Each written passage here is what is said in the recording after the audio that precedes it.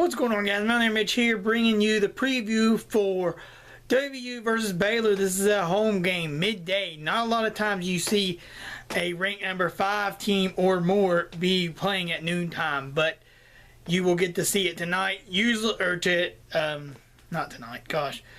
Tomorrow, I guess. You'll be seeing this on Friday, so tomorrow about noontime. So I know that Kansas State and Oklahoma game is going to be on, and hopefully that they don't get hopefully West Virginia don't get overshadowed on Fox Sports 1, but we will see.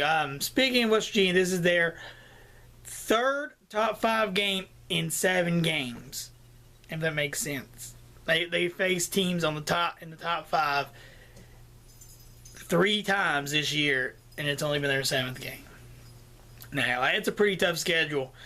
And West Virginia has to play perfect ball. They got to be able to run the ball and keep that that defensive line honest, those linebackers honest, and they got to run it successfully. We don't need to run the ball and get inches and inches and inches, because that doesn't help.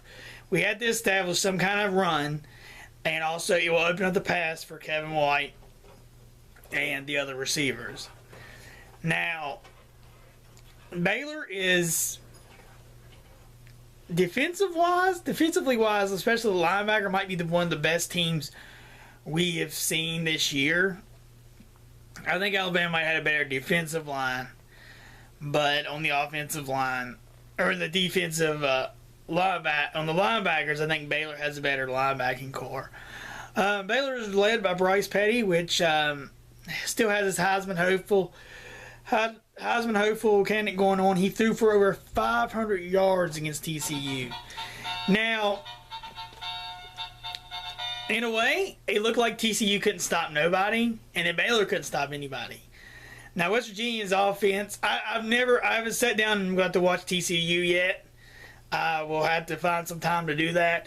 But I've not sat down and watched TCU, so I don't know if their offense is good or if Baylor's defense just didn't do a good job of covering or something. But when you give up 50-some points, that's really hard to say that your defense is ready to play anybody. But on the other hand, Baylor was able to put up the same amount of points and also a field goal to be able to win that game. Very back and forth game. I did not get to watch it. I was out doing things with the family. So,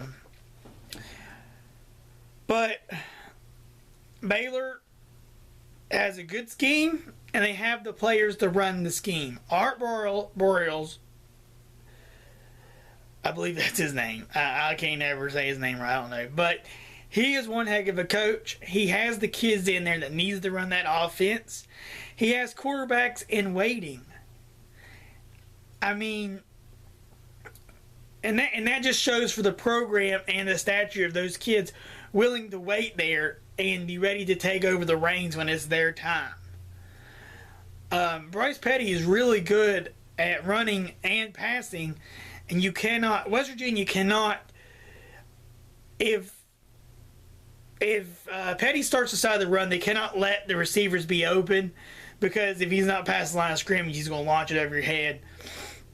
And it's going to be a big play and make West Virginia look really bad. Now, they can't get deep. They have to keep everything in front of them and be able to tackle.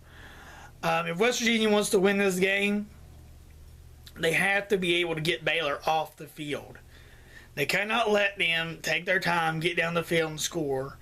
And another thing is, West Virginia is not going to beat Baylor by field goals. That just isn't going to happen. West Virginia if they're in scoring range, they have to put the ball in the end zone. Field goals are not going to beat Baylor, and I said that against after the Texas Tech game, and we barely sneaked by in that game. West Virginia has to be able to play a perfect game to be able to beat the Baylor Bears. The one good thing is it is at home. It is in Morgantown. But we played against Oklahoma in Morgantown, and we did not fare very well.